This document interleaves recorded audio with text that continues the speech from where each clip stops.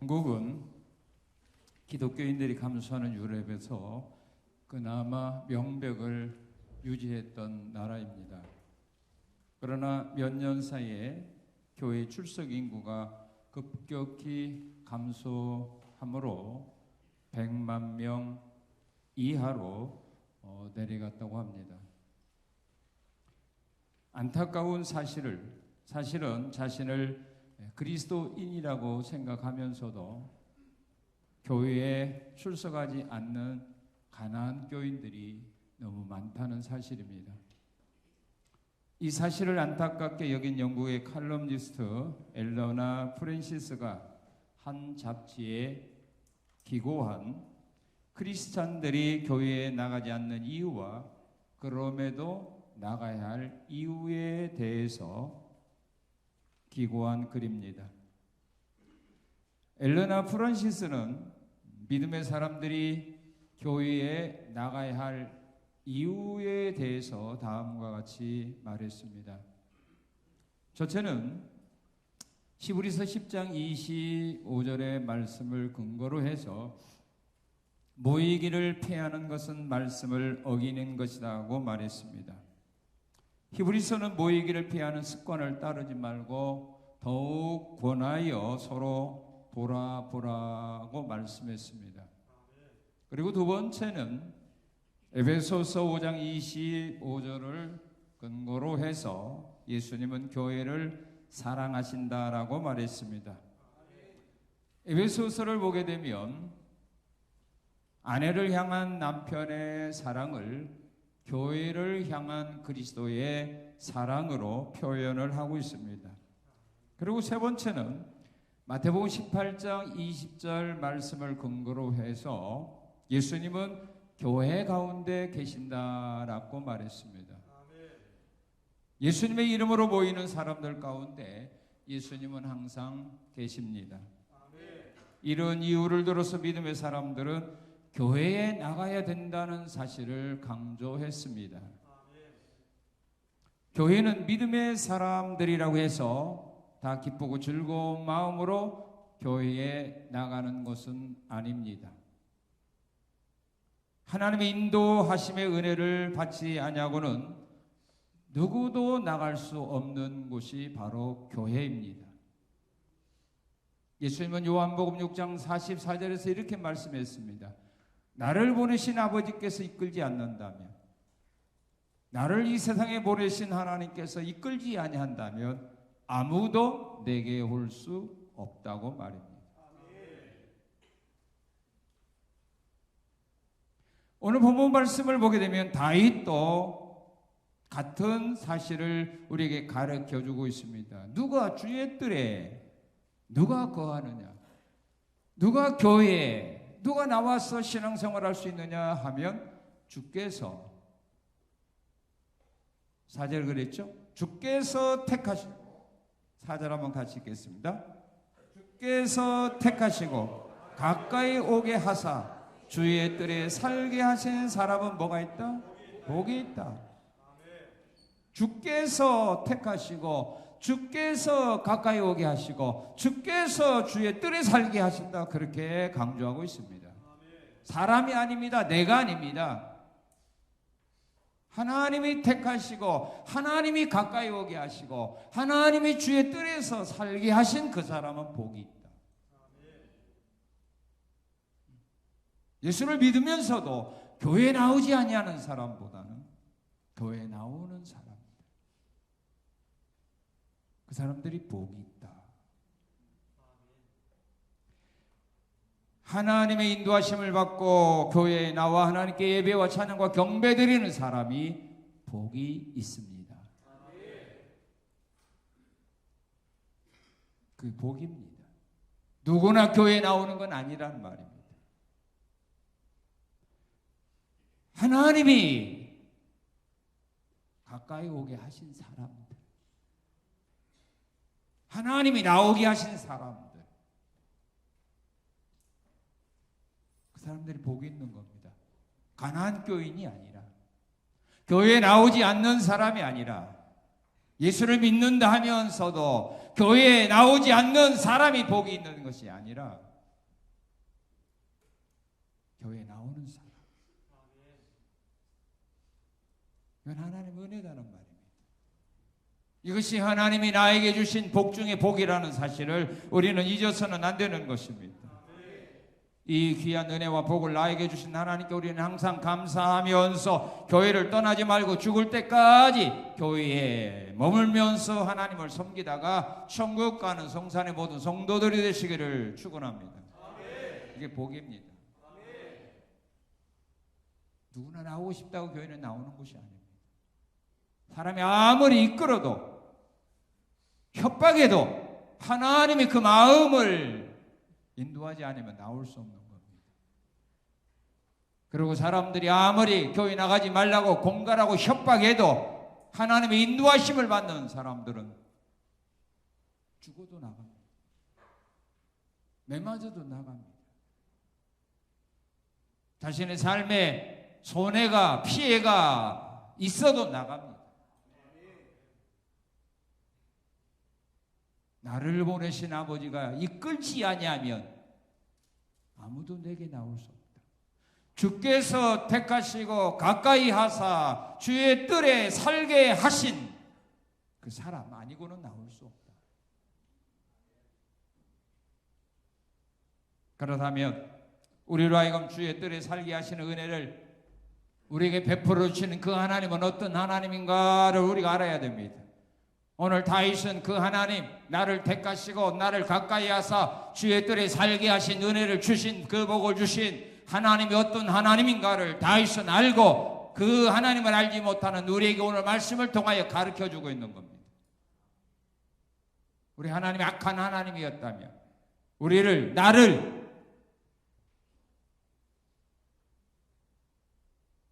교회에 나오게 하지 않았습니다. 내가 어떤 삶을 살든 나를 그 삶 속에서 건져주지 않았습니다.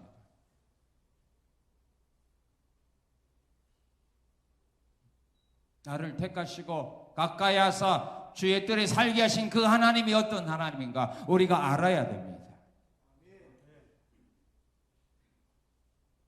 그래야 그 하나님을 우리가 바로 섬길 수가 있는 것입니다. 다윗은 나를 택하시고 나로 하여금 주의 뜰에 살게 하신 그 하나님이 어떤 하나님이냐 하면 이 하나님으로 믿고 고백하고 있습니다. 오늘 우리 본문 2절을 한번 같이 읽겠습니다. 기도를 들으시는 주여 모든 육체가 주께 나오리다. 우리의 기도를 들어주시는 하나님입니다. 믿습니까? 나의 기도를 들어주시는 하나님입니다. 나를 교회에 나오도록, 그래서 교회에서 신앙생활하며 살아가도록 나에게 복을 주신 그 하나님은 우리의 기도를 들어주시는 하나님입니다. 어떤 기도를 들어줄까요? 무조건 기도하면 다 들어줍니까? 아닙니다. 자기 사랑하는 자녀라고 해서 자녀가 요구하는 거 부모가 다 들어줍니까? 여러분 다 들어줍니까? 다 들어줍니까? 아무리 자녀를 사랑해도 다 들어주지 않습니다. 오늘 우리 하나님도 마찬가지입니다. 우리가 하나님 앞에 기도한다고 해서 하나님이 다 들어주는 것은 아닙니다. 그러므로 여러분들이 기도 응답받지 못한다고 해서 여러분들이 실망하거나 낙심해서는 안 된다는 말입니다. 내가 하나님 앞에 간구한 기도가 어떤 기도인가를 알아야 돼. 그래야 응답이 있습니다.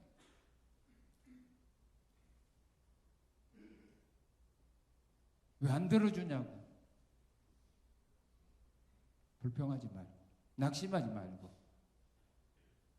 하나님이 들어주시는 기도가 어떤 기도인가를 깨달아야 됩니다.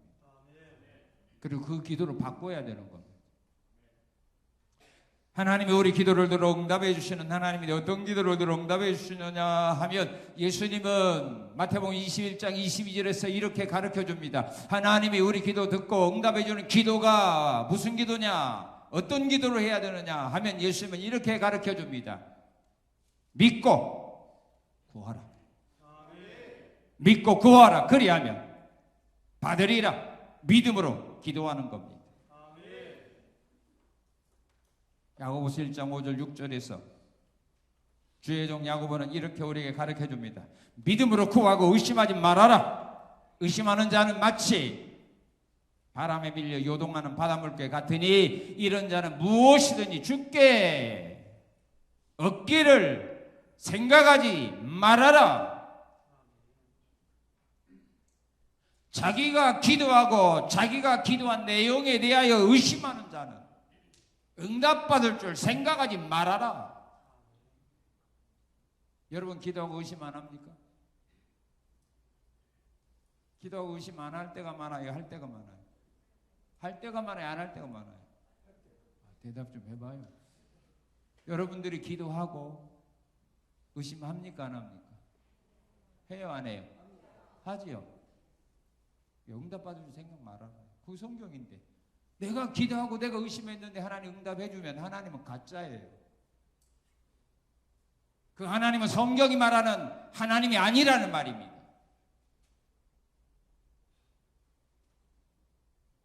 내가 기도하고 내가 의심하면서 응답을 기대하지 말라 이 말입니다.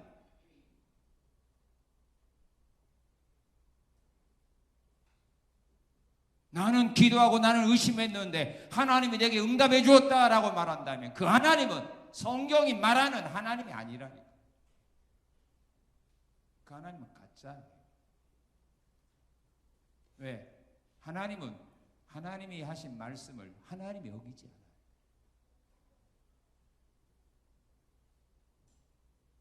예수님도 말씀했어요. 내가 이 땅에 온 것은 율법을 폐하러 온 것이 아니다. 그대로 이루려고 한다. 1.1억도 폐하지 않는다. 그대로 이루려고 나는 왔다. 그런데 하나님이 믿고 의심하는 자는 얻기를 구하지 말아라. 받을 줄을 생각하지 말아라 해놓고 내가 기도하고 내가 믿음으로 기도하고 내가 의심했는데 하나님 응답해 주겠습니까?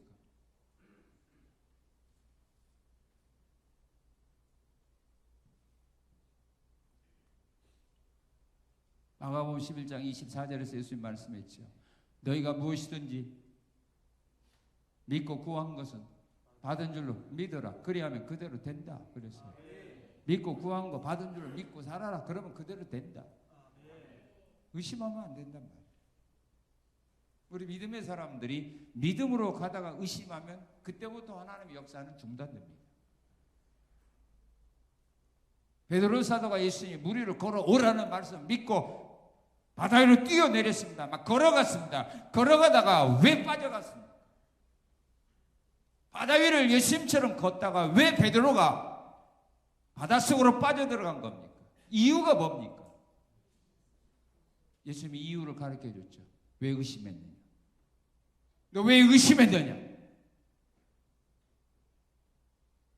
왜 일이 잘 풀려가다가 왜 끝까지 가지 못하고 도중에 중단되는 겁니까? 이유가 뭡니까? 의심하고 있다는 겁니다.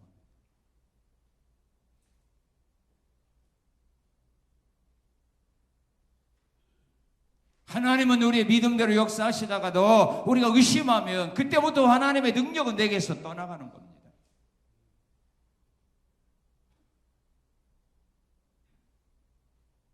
기도를 얼마나 많이 하느냐가 중요한 거 아닙니다. 며칠 하느냐가 중요한 것이 아닙니다. 며칠 작정하고 기도하느냐가 중요한 거 아닙니다. 그것 보고 하나님 응답해 주는 것은 아닙니다. 자기가 기도한 거 자기가 믿어라 이 말이에요. 이게 더 중요한 겁니다. 그래서 많은 시간 기도하는 것보다는 더 중요한 것이 뭡니까? 하나님, 내가 하나님 앞에 기도한 그 기도에 대하여 의심하지 아니하고 믿을 수 있는 믿음을 나에게 더하옵소서. 그 기도가 더 중요한 겁니다.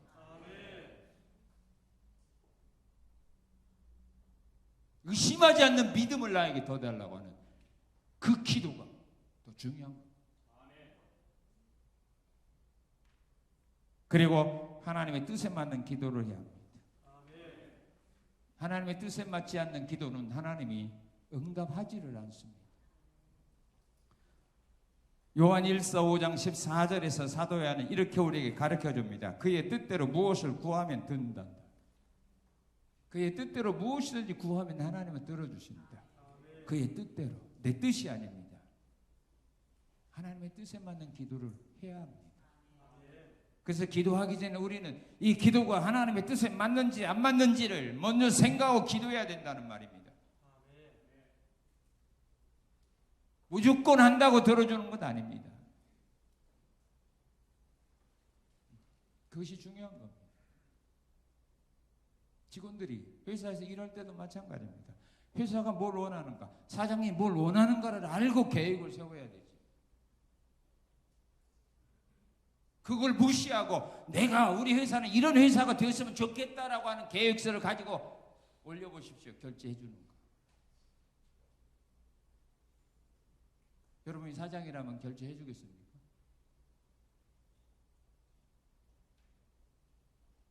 그럴 사장이 누가 있어요? 그럼 회사를 만든 목적이 그 사원들을 위해서 만든 겁니까?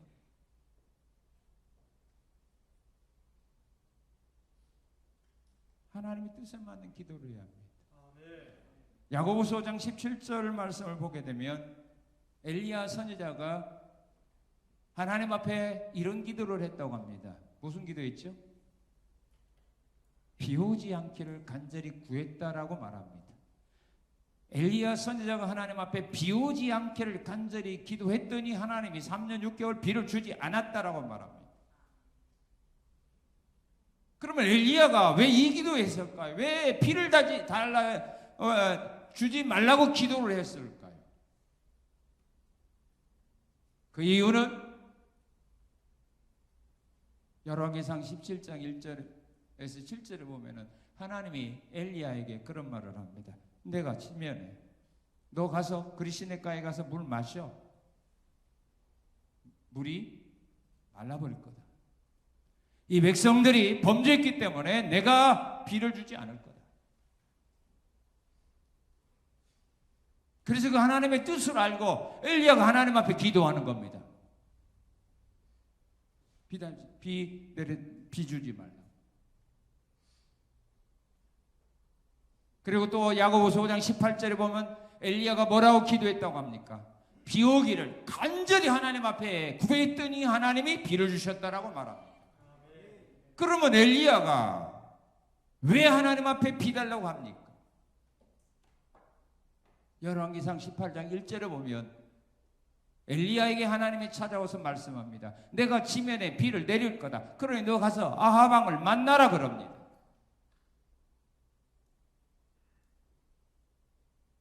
그 하나님의 뜻, 그 하나님의 말씀 엘리야는 받았습니다. 그래서 하나님의 말씀대로 이루어달라는 겁니다. 응답받는 기도가 무슨 기도인 줄 아십니까? 하나님의 뜻을 이루어달라고 기도하는 겁니다. 그럼 하나님의 뜻이 어디에 있습니까? 하나님 말씀입니다. 엘리야가 하나님의 말씀을 듣고 그런 기도한 겁니다. 사무엘하 7장 보게 되면 다윗이 선지자가 전해주는 하나님의 말씀을 듣고 그는 하나님 앞에 기도합니다. 주의 종의 집에 이 모든 복이 임해달라고. 그 복이 어떤 복입니까? 선지자를 통하여 다윗의 집에 주셨던 약속의 복입니다. 하나님의 주의 종을 통하여 나에게 이러이러한 복을 주고 우리 자녀들에게 이러이러한 복을 주마고 약속하신 그 복을 주의 종의 집이 영원히 받아 누리도록 응답해 달라는 기도입니다.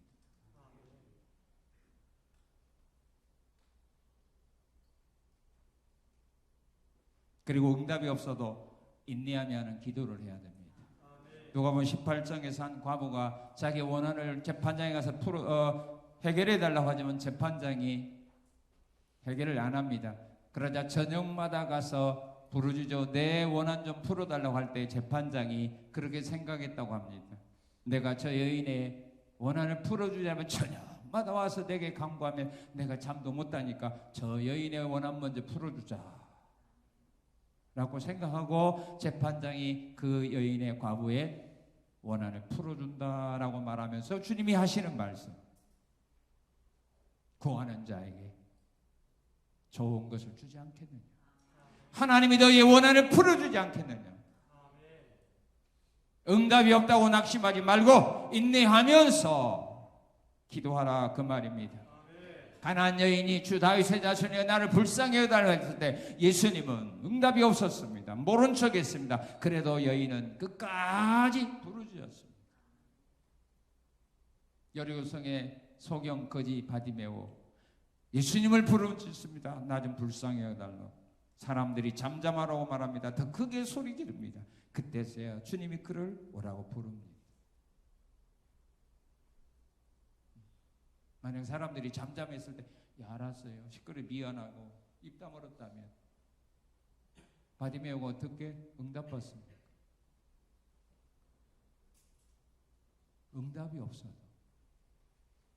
인내하며 구하는 자의 기도를 응답해 줍니다. 자, 그리고 주의 뜰에 살게 하시는 은혜를 사람들에게, 아니 오늘 나에게 베푸는 그 하나님 어떤 하나님인가? 자, 우리 본문 3절 읽겠습니다. 3절 시작. 예, 어떤 하나님입니까? 예, 우리의 허물을 용서해 주시는 하나님입니다. 자, 여러분들은 다른 사람의 허물을, 나에게 잘못한 사람의 죄를 용서해 줍니까? 안 해줍니까? 해줍니까? 안 해줍니까? 해줄 때도 있고 안 해줄 때도 있죠. 해주는 사람도 있고 안 해주는 사람도 있죠. 그럼 용서는 왜 해주는 겁니까? 하나님은 우리 허물을 용서해 주셔요. 하나님은 나의 잘못을 용서해 주셔요. 왜 용서해 줄까요? 여러분, 자녀의 허물을 용서해 줍니까? 안 해줍니까? 왜 해줍니까? 하나님이 왜 우리의 허물을 용서해 주느냐 하면은 나를 위해서요, 하나님을 위해서. 나를 위해서, 하나님을, 자신을 위해서. 그럼 여러분들 자녀의 허물을 용서해 줘요? 그럼 자녀를 위해서, 나를 위해서. 그런데 왜 어떤 건 용서해 주고 어떤 건 용서 안 해줘요?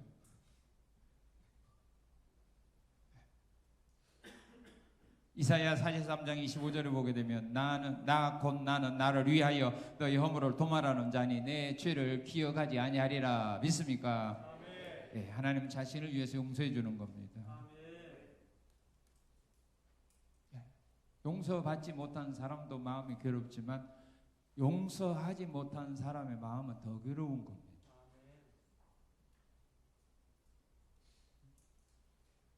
그래서 하나님은 우리의 죄를 용서해 줘요. 왜? 하나님 자신을 위해서. 여러분도 혹시 누구의 죄를 용서하지 못했다면 여러분 자신을 위해서 용서하세요. 그걸 용서해야 내 마음이 편한 거 아닙니까? 그 사람 용서해야 저녁에 잠을 잘 자요. 그 사람 용서 안 하니까 생각만 하면 마음이 답답하잖아요. 답답한 마음으로 먹으니까 체하잖아요. 그 사람은 생각하다 보니까 너무 괴로워서, 너무 억울해서 잠 못 자잖아요. 머리 아프잖아요.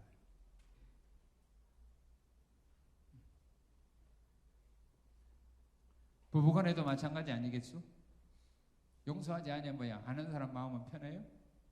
더 고통스럽죠.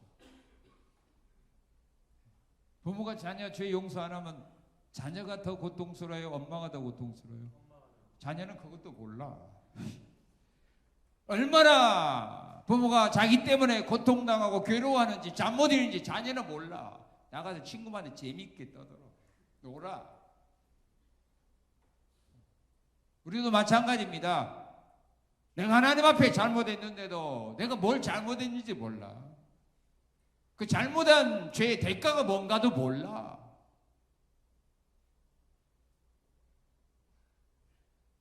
그래서 하나님이 용서해 주는 거예요. 쟤들 용서하지 않다면 내가 힘들겠다. 그래서 용서해 주는 거예요. 자기 자신을 위해서. 나 곧 나는 여호와는 나를 위하여 너의 죄를 용서해주고 기억하지 않는다. 여러분도 한번 용서해준 저는 기억하지 마세요.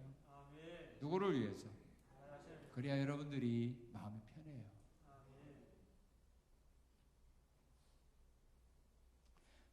왜 허물을 용서해 주느냐 하면 우리 구원을 위해서 용서해 줍니다. 요 로마서 6장 23절에 보면 죄의 삭은 뭐라고 했어요? 사망입니다. 죄를 범한 사람은 그 죄 문제 해결하지 않고는 구원할 길이 없습니다. 그래서 우리를 구원해 주기 위하여 우리 죄를 용서해 주시는 겁니다. 그 죄를 예수님께 담당시켰고 그 죄를 담당한 어린 양 되신 예수님은 십자가에 피 흘려 죽으심으로 우리를 속량해 주셨습니다. 자, 그리고 왜 하나님이 우리의 죄를 용서해 주느냐 하면은 죄를 용서하는 목적이 있는데 그 목적이 뭐냐 하면 우리와 원수로 지내지 않고 이제 화목하게 지내기 위해서 용서해 주는 겁니다.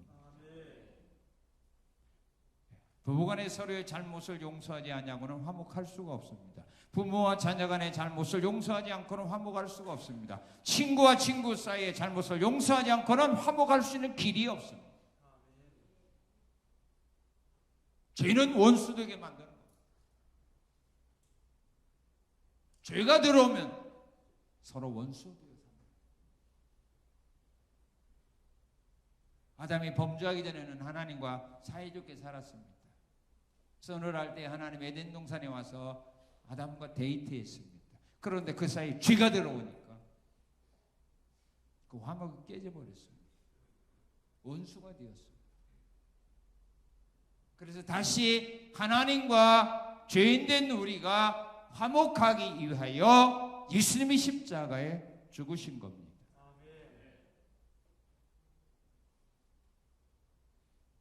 화목하는 길은 하나입니다. 죄를 용서해 주는 겁니다. 하나님과 나 사이에 죄가 사라져야 화목하게 살 수 있습니다. 성도와 성도 사이, 부부 사이, 친구 사이 죄를 용서해야 화목하게 살 수 있습니다. 왜 사람들이 싸웁니까? 왜 교인들끼리 싸웁니까? 그 사이에 죄가 있기 때문입니다. 그게 죄가 있다는 증거입니다. 죄가 없으면 싸울 수가 없는 겁니다. 죄가 없는데 어떻게 싸웁니까? 내가 그 사람을 용서해 줬는데 어떻게 싸우고 삽니까? 어떻게 그 사람을 멀리 합니까?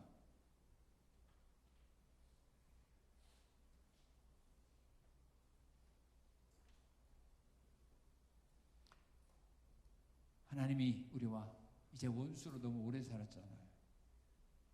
그죠? 그래서 용서해 주는 거예요. 이제 우리 화목하게 살자.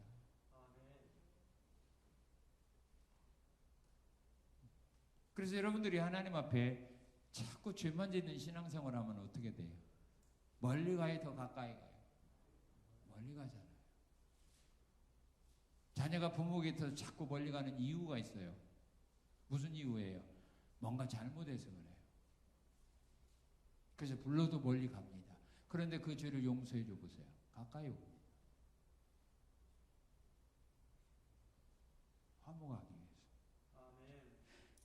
그리고 나로 하여금 주의 뜰에 살게 하신 하나님 어떤 하나님인가? 다윗은 이렇게 하나님을 믿었습니다. 우리 5절 읽겠습니다. 5절 시작.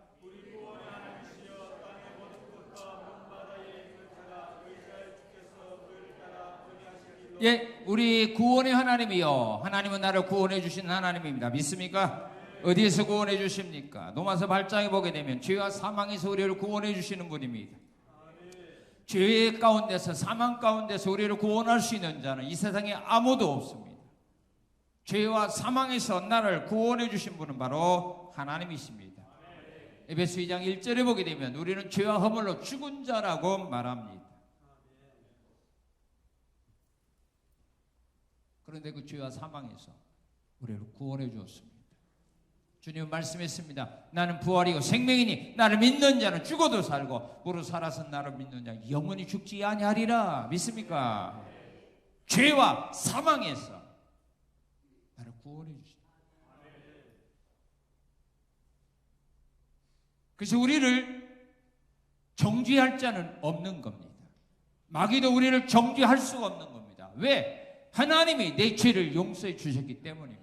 그 죄로부터 나를 구원해 주셨기 때문입니다. 우리는 사망의 노예가 아닙니다. 우리가 죽어도 주님은 다시 살리는 겁니다. 그래서 예수님은 사람이 죽었을 때 뭐라고 말합니까? 죽었다라고 말하지 않습니다. 뭐라고 말합니까? 잠들었다. 잔다 그렇게 말합니다. 우리는 자는 거지 죽는 거가 아닙니다. 왜? 우리는 사망으로부터 구원받은 사람이기 때문입니다. 우리 영혼은 절대로 죽지 않습니다. 영혼은 하늘나라 가고 육체는 잠들어 있는 겁니다. 왜요?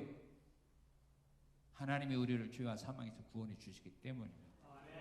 그리고 악한 영들의 억압에서 우리를 구원해 주시기 때문입니다. 사단의 억압에서, 귀신들의 억압에서, 마귀의 억압에서 우리를 구원해 주셨습니다. 그래서 예수님은 군대 귀신 들린 사람에게서 귀신을 쫓아내주고 그를 자유케 하셨습니다. 사울이 악신이 들려 고통당할 때 다윗이 수금을 연주함으로써 사울에게서 악신이 떠나가게 했습니다.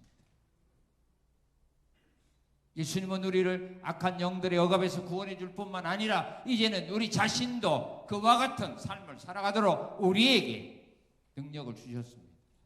마가복음 16장 17절에서 믿는 자에게는 표적이 따르리니 병든 자에게 손을 얹어 낫고 내 이름으로 귀신을 쫓아내.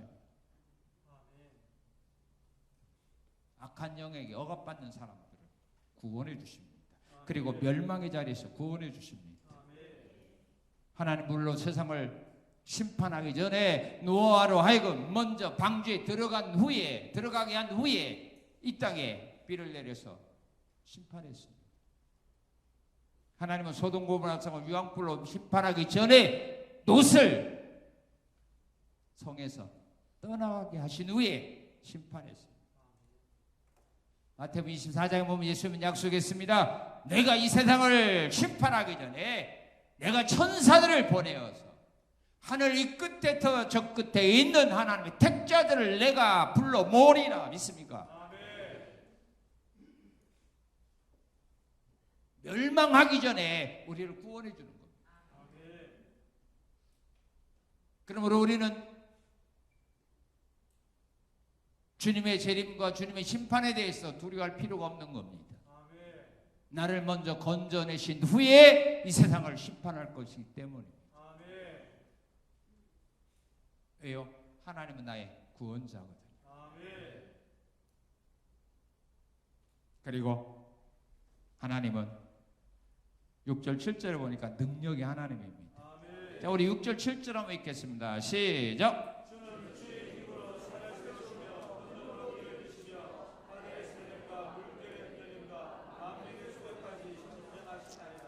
예, 우리 하나님은 주의 힘으로 산을 세우고 권능으로 띠띠고 바다의 설렘과 물길의 흔들림과 만면의 소유까지 진정하시는 능력이 하나님이십니다. 믿습니까?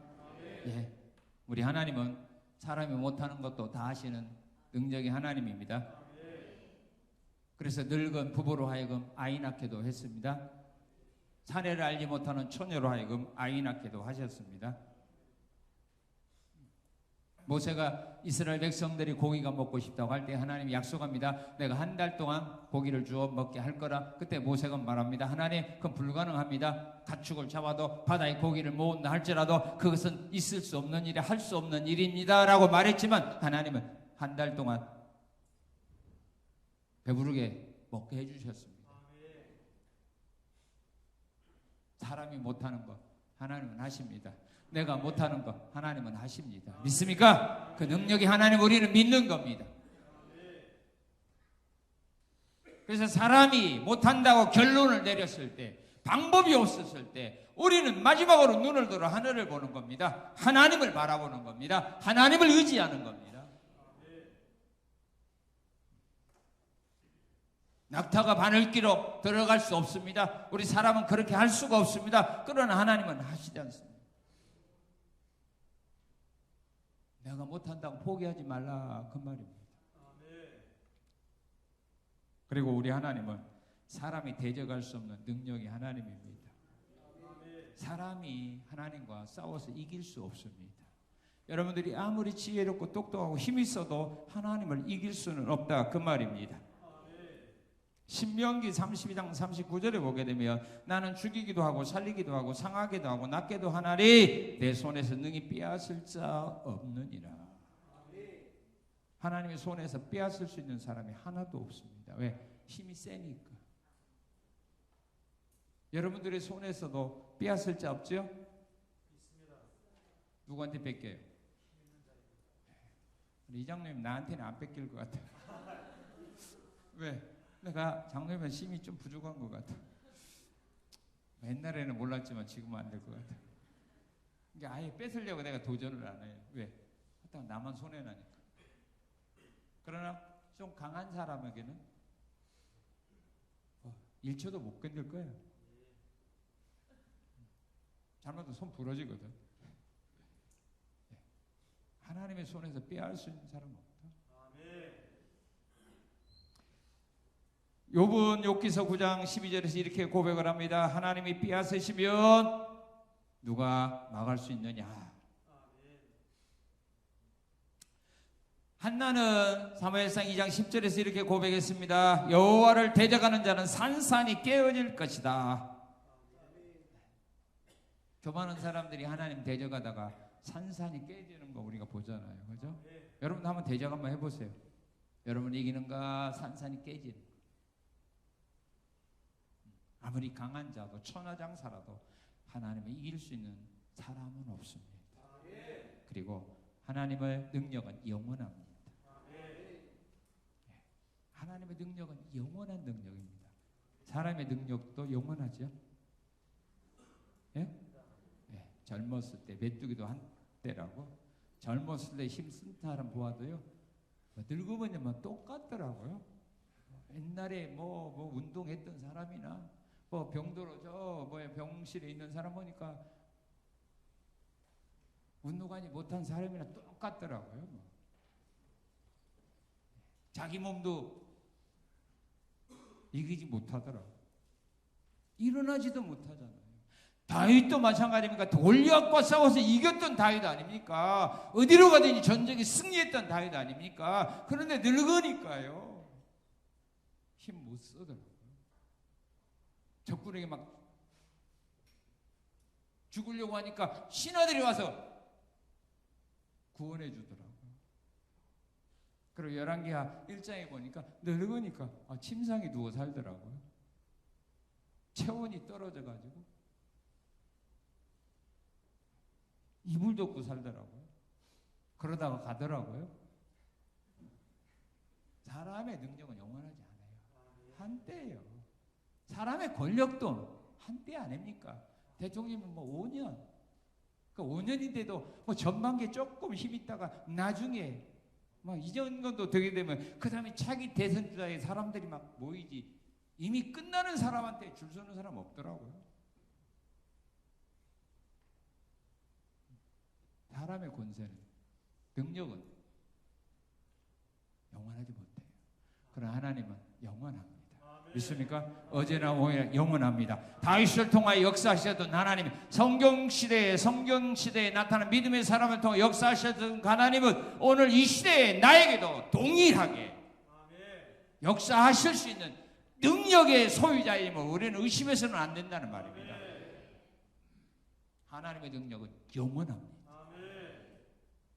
자, 그러면 주의 뜰에 살게 하신 사람들, 그냥 그것으로 끝나는 게 아닙니다. 주의 뜰에 살게 하신 사람들에게 하나님이 주시는 복이 있어요. 어떤 복을 주느냐 하면 영적인 복이 있는데, 성전에서 교회에 나오는 사람들이 하나님으로부터 받아 누리는 복이 있는데 어떤 복이 있죠? 기도 응답을 받게 되는 복입니다. 누가복음 1장 5절 16절에 보게 되면 사가랴가 성전에서 기도할 때 하나님의 응답을 받아서 세례 요한을 낳게 됩니다.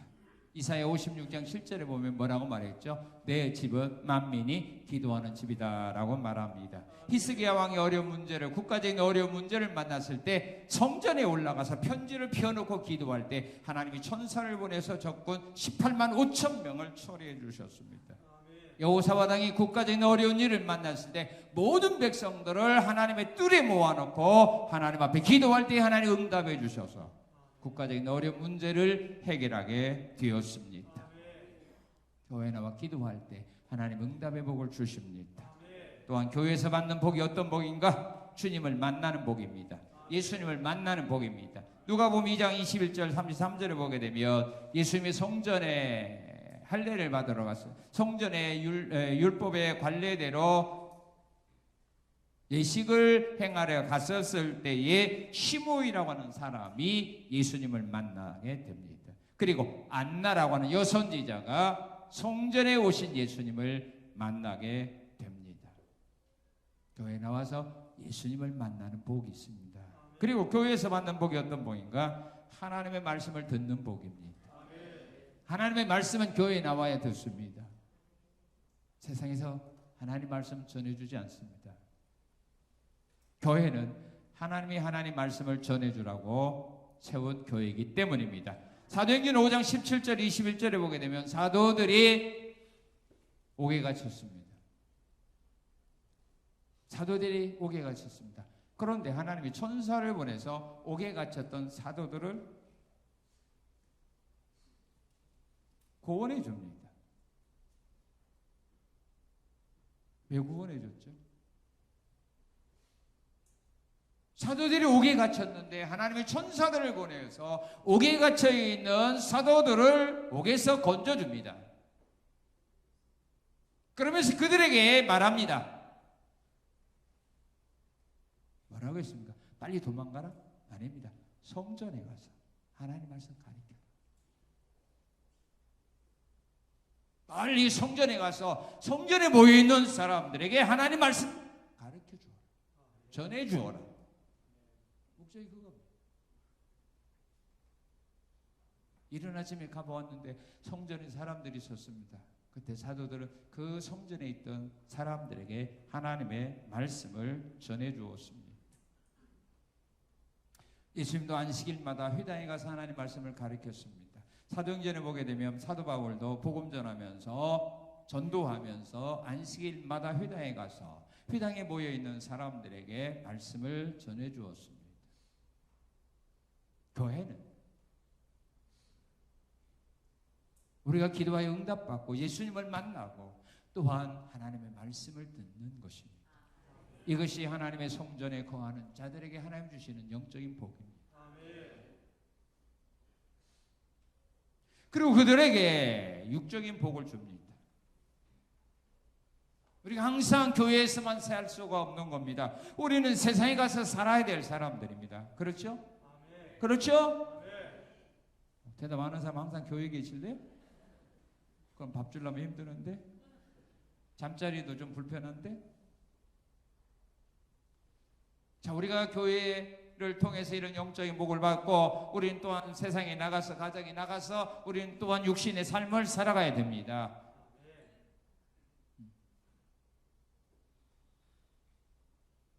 그러면 하나님의 주의 뜰에 살게 하신 그 사람들로 하여금 육적인 일을 할 때 어떤 복을 주시는가? 바로 이런 복을 주십니다. 우리 9절 10절 한번 읽겠습니다. 9절 10절입니다. 시작.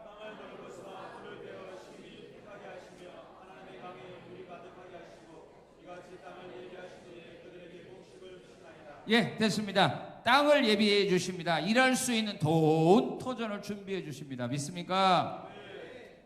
우리가 일할 수 있는 좋은 터전을 하나님이 마련해 주신다 그 말입니다. 신명기 11장 11절에서 너희가 건너가서 차지할 땅은 산과 골짜기가 있어서 하늘에서 내리는 비를 흡수하는 땅이다. 광야에서 땅 없이 일터 없이 살아가는 이스라엘 백성들을 위하여 하나님은 가나안의 땅을 준비해 놓고 기다린 겁니다. 요단을 건너가 그 땅을 차지하라는 말입니다. 그 땅을 기업으로 너희가 받아 누리라는 말입니다. 좋은 땅, 적걱거리는 땅, 비가 내리는 땅, 그 땅을 내가 너희를 위하여 준비했다. 우리가 세상을 살아가면서 일할 수 있는 터전을 준비해 주십니다. 그 터전은 비가 내리는 땅입니다. 믿습니까? 네. 농사 짓는데 가장 중요한 것이 뭐예요? 비 아닙니까? 지금 뭐 저수지가 있으니까 뭐 비 안 내려도 되지만, 그러나 저수지는 뭐 그냥 물이 항상 있는 거 아니잖아요. 비가 와야 또 저수지 물도 채우잖아요. 그런데 우리 하나님이 복을 안 주는 사람들이 땅에는 어떻게 하느냐면, 에레미야 14장 4절에 보니까 땅에 비가 없어 지면이 갈라지게 될 거다 그랬어요.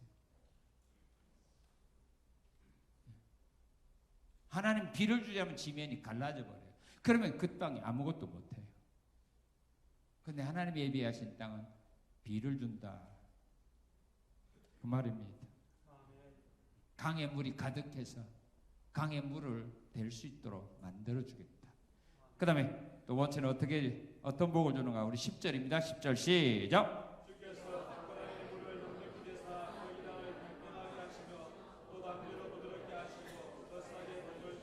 예, 밭고랑에 물을 넉넉히 주신다는 말입니다. 다시 말하면 일할 때 필요한 것들을 준비해 주시겠다, 그 말입니다. 일할 때 필요한 것들 내가 넉넉하게 준비해 주겠다. 밭고랑에 물이 넘치도록 내가 해줄 거니 걱정하지 말라, 그 말입니다. 너가 일하는 거, 필요한 거 무언가 내가 알고 내가 미리 준비해 줄 거니 걱정하지 말라, 그 말입니다. 자, 그 다음에 10절 뭐라고 말했어요? 하는 일이 잘 되는 복입니다. 너희가 뿌린 싹에 먹을 주겠다? 싹에 먹을 주겠다? 그 싹에 복을 준다. 땅은 부드럽게 만들고, 땅에 부드럽게 만들고, 또 뿌린 싹에는 하나님 뭘 줘요? 복을 주면 그 싹이 자라나다가 죽겠어요? 끝까지 잘 자라나겠어요? 잘 자라날 수밖에 없죠. 네가 하는 일 내가 잘 되도록 내가 복을 줄 거다. 믿습니까? 이 믿음을 가지고 살아가자, 이 말입니다. 잘 될까 안 될까 걱정하지 말고 내가 뿌린 씨앗에 하나님이 복을 준다고 약속하지 않았습니까?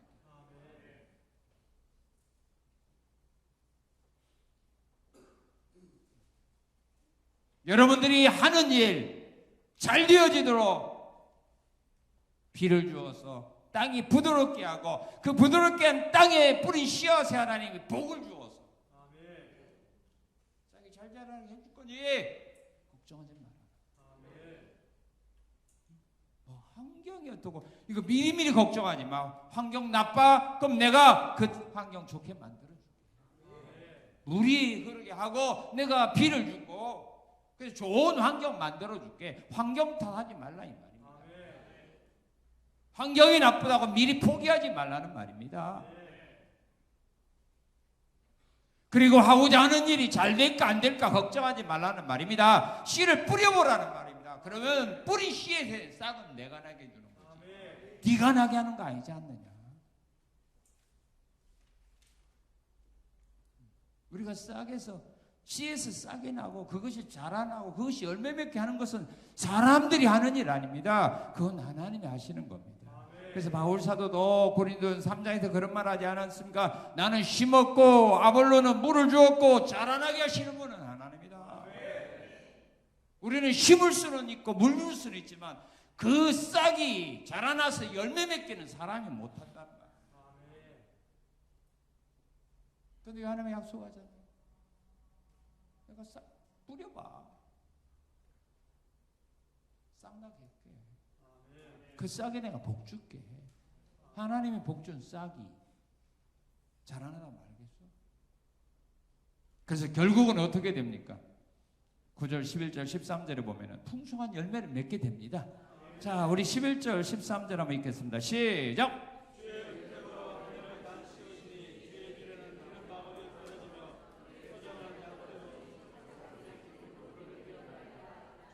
초장에는 양떼로 옷 입었고 골짜기는 곡식으로 덮였으며 그들이 다 즐거이 외치고 또 노래하나이다.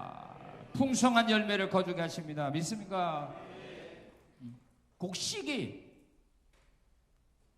골짜기는 곡식으로 덮였다. 왜 그랬을까요? 그 싹이 하나님 복주니까. 여호와의 집에 살게 하는 것으로 끝나는 거예요. 우리로 하나님의 교회에 나와서 주님을 만나고 말씀을 듣는 것으로 끝나게 하는 것이 아니라 우리가 세상에 나가서 육신적으로 하는 일도 우리 하나님이 책임져 주겠다. 그래서 여호와의 집에, 여호와의 뜰개에 살게 하신 사람이 복이 있다는 말입니다. 그들의 삶이 교회의 생활로 끝나는 것이 아니라는 말이에요. 영적인 생활로 끝나는 것이 아니라는 말이에요. 그들의 육적인 삶 속에서 이런 열매가 맺도록 하나님 역사하십니다. 그래서 사도 요한도 말하지 않았습니까? 사랑하는 자여, 내 영혼이 잘된가 같이, 내 영혼이 잘된가 같이 범사가 잘되기 원합니다. 우리 영혼이 먼저 잘되면 육신의 것은 잘될 수밖에 없다. 그 말입니다. 예수님도 너희가 먼저 그 나라와 의를 구해라. 그러면 세상 사람들이 구하는 것보다 더 많이 너에게 줄 거다. 나로 하여금 주의 교회에 나오게 하신 하나님, 이것이 내가 받는 복 중에 최고의 복임을 깨닫고 가난한 교인 되지 말고, 교회 안 다니는 교인 되지 말고, 교회에 나와서 하나님을 찬양하고 경배하고 말씀 듣고 예배하고 기도하는 것만 하나님으로부터 응답받는 여러분의 귀한 삶 되시기를 주님의 이름으로 축원합니다. 감사합니다. 감사합니다. 우리를 택하시고 가까이 하사 교회에 나오게 하신 하나님 감사합니다. 이 복을 우리가 이 세상 떠날 때까지 누리며 살아갈 수 있도록 하나님 가난한 교인 되지 아니하고 항상 교회를 찾는, 또한 교회에서 신앙생활 잘하는 우리 성산의 모든 성도들 믿음되게 하심을 감사드리며 예수님 이름으로 기도합니다. 아멘.